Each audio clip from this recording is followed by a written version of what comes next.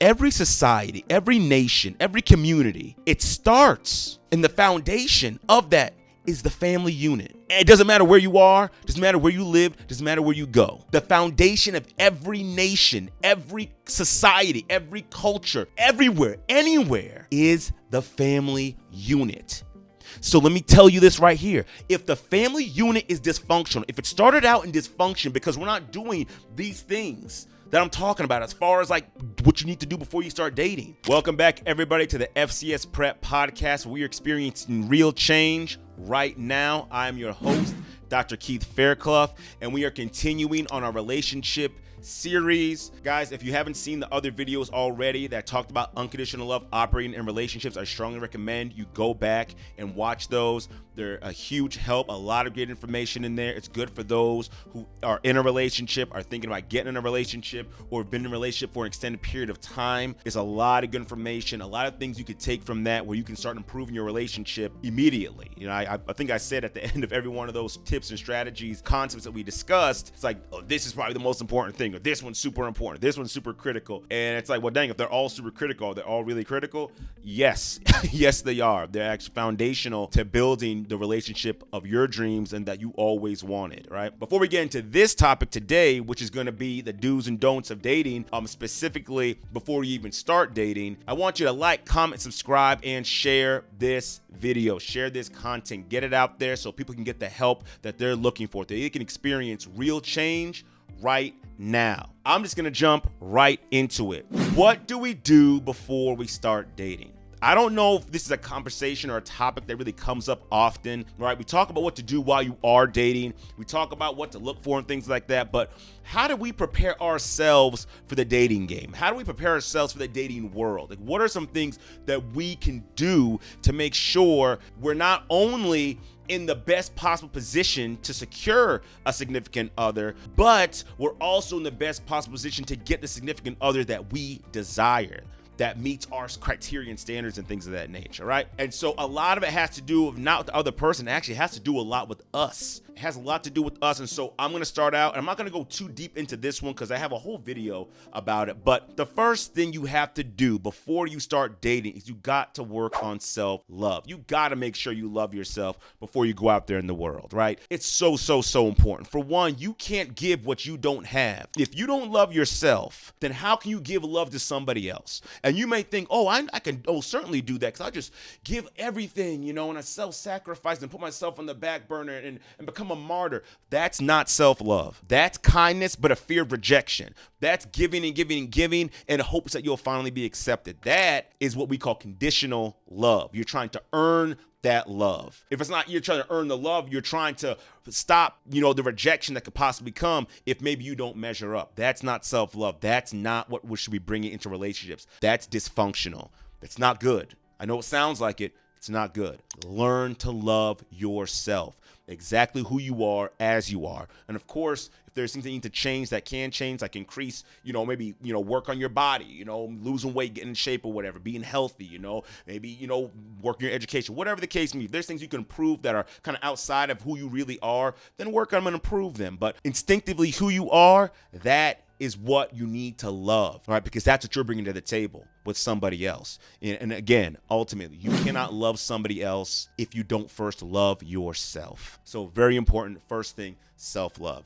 The next thing, self-sufficiency. I don't think this is talked about enough. I know it's talked about a lot with like guys, and because they got to, as men, we're supposed to be leaders, providers, and protectors. So a lot of that's like, oh, he's got to have this, and this. But on a grander scale for everybody, I think we all need to be self-sufficient, right? We all need to be able to stand on our own 2 feet. The dating game is not a place to find someone to take care of you for the rest of your life. That is not it. You're not looking for a father. If you're a woman, you're not looking for a father to care for you for your whole life. And if you're a man, you're not looking for a mother to care for your whole life. Now, again, I know there's different roles in a relationship. Again, the man, leader, provider, protector. So there is a measure of that there. However, that's a whole nother topic for another time that we will get to as far as roles in relationships and things like that. We will get to that topic. But as far as being self-sufficient, you should not be looking for someone to take care of you or to build you up. The goal is not to be a burden to the person we're trying to link up with. That's really important. Your goal is not to be a burden. Oh, I can't do anything for myself, so you just got to take care of everything. You got to pay for everything. You got to just drag me along. No.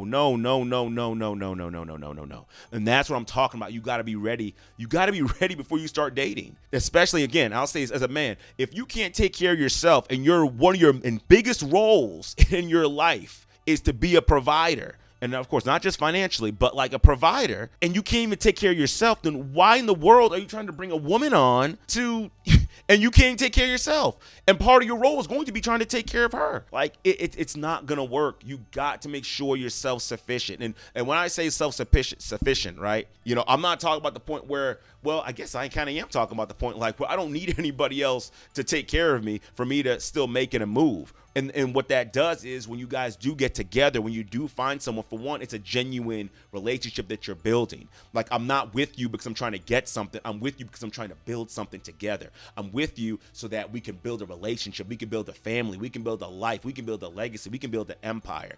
But you have to be self-sufficient first, right? You got to be able to take care of yourself, right? You should be able to stand on your own 2 feet. You should be able to survive on your own 2 feet. And once you get to that point, then you can start considering, okay, do I want to start dating or not? Do I want to, what kind of person do I want to bring in my life? Because here's the thing, especially if you're a guy, and women's job is to nurture. And again, I'll build all this out later. But if you're a guy and a woman's job is to nurture, and her job, if you're not doing anything, if you can't stand on your own 2 feet, if you're not giving her, a dream or something to nurture and to build them, to amplify, then she's not going to be able to feel fulfilled in her role. She's not going to be able to be fulfilled in her role, right? And the reason why I pause is because, I want to jump into it, but I can't jump into it because that's not the full thing for this. Well, again, we'll talk about that later. But long story short, guys, got to be self-sufficient. You should be able to stand on your own 2 feet. You shouldn't be getting to the dating pool to get someone to take care of you. And that's for men and for women. You should be able to stand on your own 2 feet. Next thing, self-care. Very, very, very, very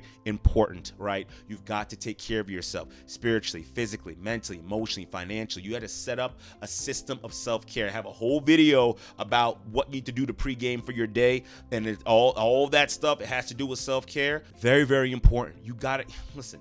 You've got to take care of yourself. Take care of your health. Take care of your finances. Take your stress, your mental health. You got to take care of yourself. You are important.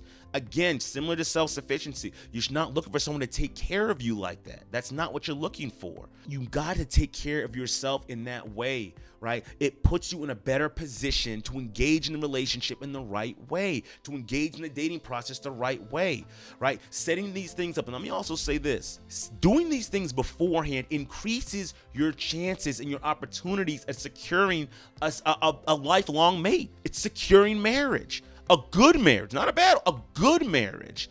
If you do these things ahead of time, it's really, really, really important for us to do these things ahead of time. And self-care is important because so often we get in a relationship and we abandon ourselves and we stop taking care of ourselves and we start trying to take care of the other person. And when you're dating, that's not the time for that. And again, we'll get into that stuff in another video another time. But dating is not pre-marriage, right? It's not practicing for marriage. That's not what dating is. Because dating will never, and some people may not like when I say this, dating, living together, will never, ever, ever, ever mimic a marriage, period. It never will. There's something that happens when two people take a vow before God and make a decision to live together and be in a relationship forever. Something happens. Something changes. I don't know what it is. I don't know if it's a spiritual thing. I don't know if there's some type of tie that happens. I don't know. But what I do know is that it is not the same. So dating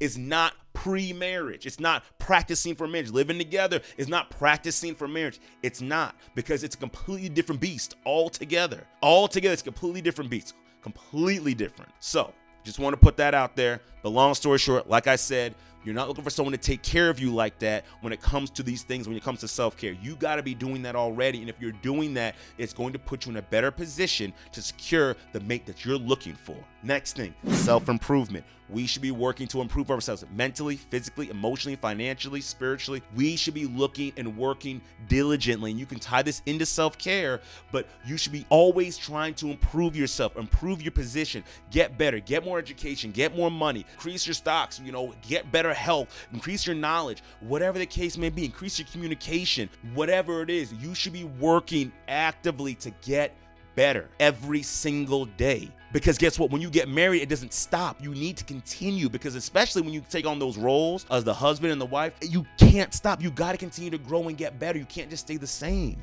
Right? You can't stay the same. You're building something together. And I kind of liken it to like getting into college. When you get into college, you can't stay the same. You know, you can't, maybe you were great in high school, right? If you're academically or sports wise, but once you get to college, you got to change. You got to evolve. You got to get better, because there's different challenges that are coming your way that you need to be prepared for, and you need to be strong for, and you need to be wise for, and you need to be financially prepared for. And so that self-improvement beforehand, you get that into your system. You start doing it already. It helps you to prepare, right? And when you get married, you can continue that same pattern as time goes on, right? So you continue to improve, so you can be the best husband you can for your wife and the best wife you can be for your husband. So self-improvement, really, really, really important. I strongly, strongly, strongly recommend you do that. Strongly, strongly recommend you do that. Now, I'm going to get into the last two, which are establishing boundaries and knowing your standards, right? And the reason why I'm kind of pausing for this, right? Because I just want to get, they're not the same thing. Boundaries and standards are not the same thing. They can be conflated at times, but they're not the same thing.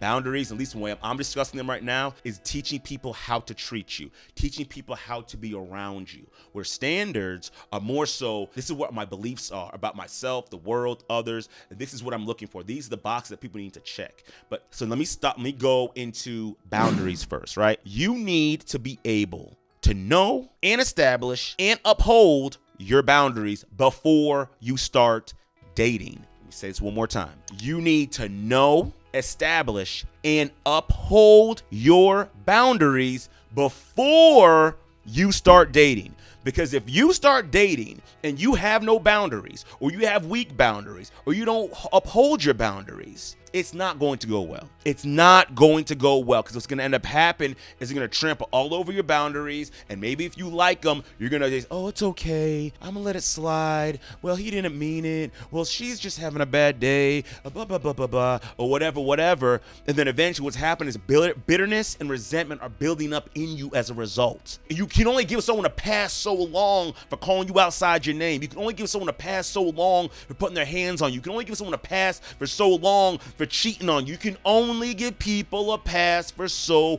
long for dogging you out and treating you bad. But if you know your boundaries and you establish your boundaries and you know how to uphold your boundaries before you start dating, then when that guy or that girl starts getting crazy, guess what you can do? Whoa, pause. No. What are we doing? What are we doing?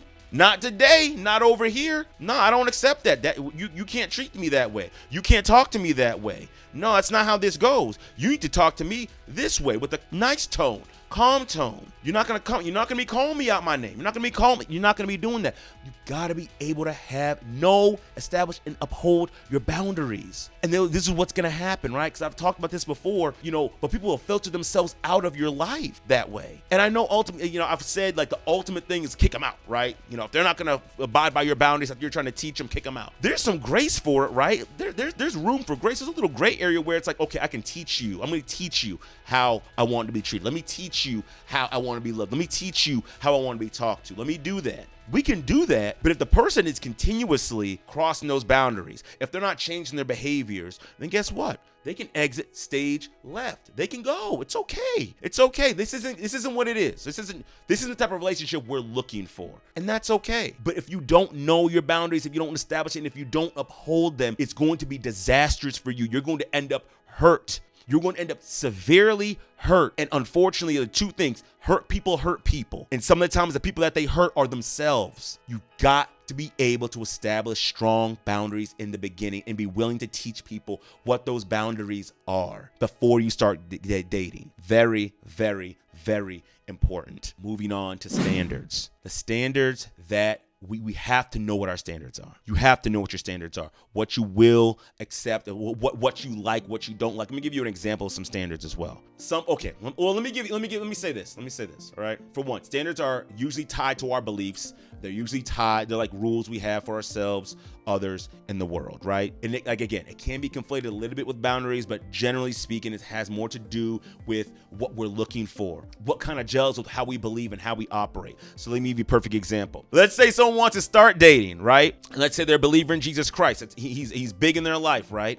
Then guess what? That's a standard that you now have for whoever is going to be coming in. I need to find someone who also believes like I do. Right? Why is that important? It's important because if they don't, for one, you're wasting your time and their time, and for two, they can either bring you down or they might be really struggling with that in the relationship. It might cause a lot of conflict. You have to remember, and it's really, really important for us to remember that we gotta know what our standards are, what we will accept as far as that's concerned, and usually think about the intangibles, right? I know a lot of people, and especially like, some of those other podcasts and shows or whatnot, they talk about, their women get on there and they're like, oh, I need a guy who's 6'3", six-pack abs, wears suits every day, makes six figures, has a nice car, has a nice house, and all these things like that. And you can have that, right? Because your standards are kind of like filters. They're kind of like filters on your choices, and that's why it's important to have them so you can narrow down exactly who you're looking for. And so it's okay. And listen,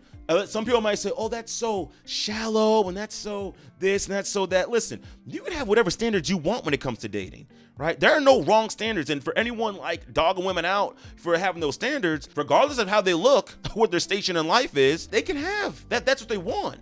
But let me also say this. It's very, very important. You have to understand that you cannot set your standards either so strict that it's nearly impossible for anyone to meet those standards, or so loose that everybody qualifies. You gotta find that sweet middle ground, and that's why it takes time to know your standards before you start dating, so you don't waste people's time. You know exactly what you're looking for. You know exactly what's important to you, right? If you're a guy looking for a traditional wife or a traditional girl, then you're not gonna look for the girls with the thirst trap videos and the thirst trap profiles and things like that. And no offense to them, I mean, do whatever you want. I don't agree with it, but you can do whatever you want, but you're not gonna waste your time looking at them. Why? Because that's not what you're looking for. But if you don't know your standards, you just shotgun approach everybody. You just, and then you get mad when you get someone who dogs you out, or you get mad when someone who's treating you bad, or you get mad when it's like, well, I'm a believer in Christ, and I'm trying to go to church and you give me a hard time, but you didn't put the filter in place, right? You didn't set the standards. You gotta know those. You gotta know your standards. You got to know what you believe. You got to know what you stand for. You've got to. It's important because, again, you're going to save yourself time, heartache, and pain. You're going to save someone else their time, heartache, and pain. Really, really, really important. Very, very important. You got to know your standards. Some examples of standards, for example, right? I need someone who's going to be kind. That's going to be gentle. I need someone who's going to be polite. I want someone who's ambitious. I want someone who's thoughtful. I want someone who's authentic. I want someone who knows how to communicate, or they're at least willing to learn how to communicate and work on that. Things like that. These are some standards that you might have. And notice, most of these things are intangible. Then again, the intangible ones are way, way, way more important than the tangible ones. And the reason why is because anything that's tangible, six-pack abs, anybody can get six-pack abs, right? Anybody can get a car. Anybody can make money. Anybody can have a big house. Anybody could do that. There's tons of ways to make money and make all that stuff come true.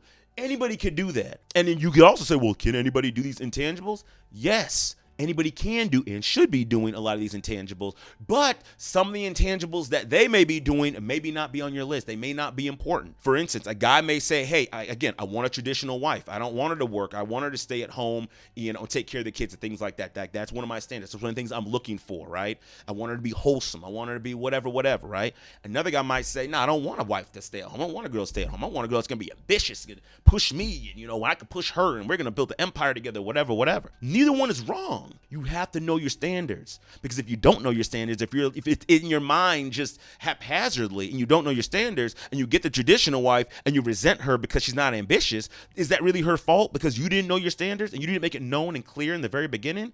No, that's your fault. Or if you get the woman who's super ambitious and out there wants to be CEO of Fortune 500 company and you're like, man, I just want you to stay home with the kids. She's like, I didn't sign on for that.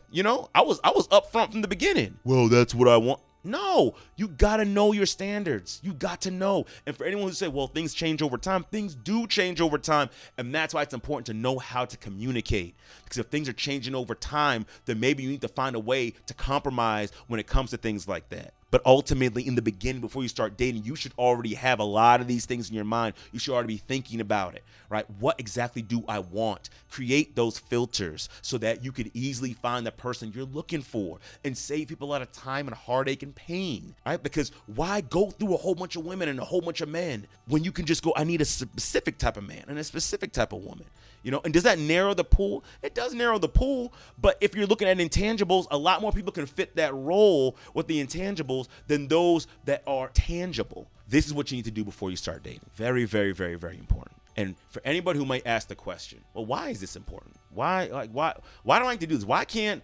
dating, and I got into it with a guy before about, dating, you don't have to try to get married to date and all that stuff like that. Let me explain to you why this is so important to take this in. It's really important to take this in because you have to understand that every society, every nation, every community, it starts, and the foundation of that is the family unit. And it doesn't matter where you are, doesn't matter where you live, doesn't matter where you go. The foundation of every nation, every society, every culture, everywhere, anywhere is the family unit.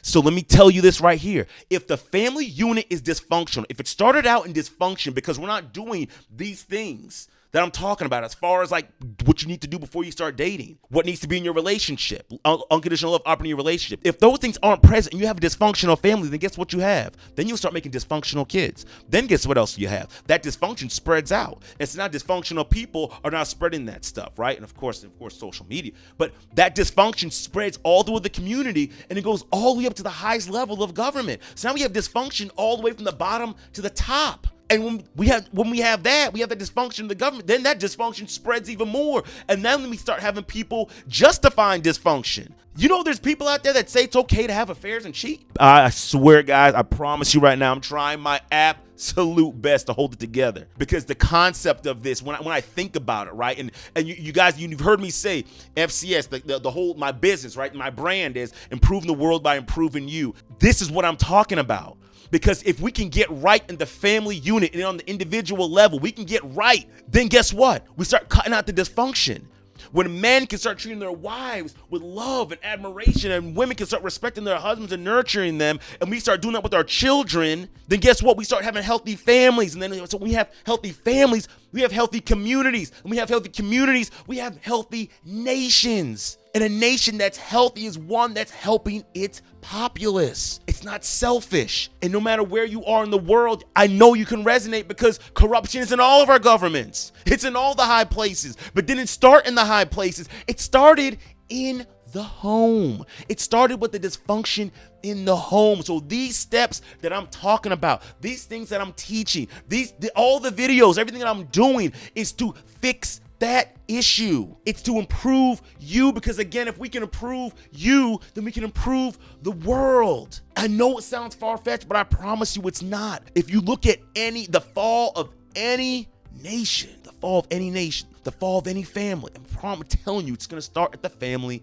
unit, the dysfunction there. So it's so important for us to start out on the right foot with good information. That way we can find the right spouse, the right mate, the right person for us, and start out in a positive way and start out in a good way so we can have a healthy relationship and then have a healthy marriage. And then we can start thinking about, okay, when we have kids, be intentional about having children and not just have them haphazardly, right? Start thinking about, what do I want from them? What do I want to teach them? What do I want to pour into them? What kind of value do I want them to bring into the world? Because that's the whole part of being a parent. You're creating life, you're having children, and you're going to send them out into the world. What do you want them bringing to the world? What kind of values? What kind of help? Is it love? Is it ambition? Is it strength? Whatever it is, that comes when we're not dysfunctional. It comes when we're on point. It comes when there's love. It comes when there's unconditional love. It comes when there's personal responsibility. It comes when we're giving our absolute best and being excellent. And that's what this is right here. This is excellence before you get married. Excellence before you start dating. Excellence before you find a mate. That's what this is. So if you start out in excellence, if men and women start out in excellence, and then they get together, and like I said, unconditional love operating in a relationship, relationships, and they start doing that, and they have that love and that foundation in excellence, then guess what? They're going to have a marriage that's based off excellence. That's great. That it can be a ministry to other people. It can inspire hope in other people. Maybe there's other people who already, are dysfunctional, but they see that you're not dysfunctional. They see that you do love your wife. They see that she does respect you. They see that your kids are good. You know what? They ask the question, how do you do it, man? How do you do it? Because my wife is driving me bonkers, boy. I'm going crazy. And the woman's like, how do you do it? How do you put up with that foolishness? And then you can start giving them the same stuff that I'm giving you. Well, this is what I started to do. I started to love her like this. I started to be vulnerable like that. I started to listen to him. I started correcting how I talk. I started doing this. I started doing that. And we start giving hope. And you see how that good spreads to other parts of the community, into our friends, into their families, into their marriages, into their kids. That's what this is all about. That's why this is so important. That's how it all ties together. This is how we improve the world, by improving you. So important. So guys, please, again, like, comment, subscribe, share. Get this information out to people. Please. You can literally save someone's life by sending this video to them, because they will then do these things that's going to make them better, and then they're going to be able to find someone who... Listen, man, y'all, I love you guys. I gotta take some time and try to bring it all back in, guys. I gotta take some time and try to bring it all back in, man. I'm really just passionate about this stuff, man. I'm really passionate about it, man. I really am, because we live in a world that's just it's just trying to destroy the family unit. It's trying to destroy men. It's trying to destroy women. It's trying to destroy everything we're about. And I'm here to restore it. I'm here to bring it back. I'm here to show you, no, we can have healthy families. No, we can have healthy, loving relationships. We can give our absolute best. We absolutely can. It's not too late. It's not over. I'm here to give hope and to inspire somebody somewhere. No matter what your situation is, no matter how dark it is, there is hope. There is something better on the other side if you hang in there. So important, guys. So important, guys. I know it's a little bit longer, but guys, it had to be done. I had to do it. I absolutely had to do it, guys. I love you all. I will be back soon. So this is about what you do before dating, and then I'm going to talk about in the next video what to do when you are dating, right? That's another step, another thing we're going to put in there. Again, I love you guys. Listen, like, comment, subscribe, share. Get this information out there to somebody who you know needs it. Please share it. Share it all over the place. Let's get people the help they need and the help they deserve, and the love they need, the love they deserve too. So important, right? Yeah. And make sure, listen, if you got loved ones in your life, tell them you love them. Don't miss a day without telling them you love them. Please don't do that. No day is promised to us. I love you guys. You tell your loved ones that you love them. Spread that as often, as much as you possibly and humanly can. All right, you all. Take care. Have a great, awesome, and blessed day, and I will talk to you all soon.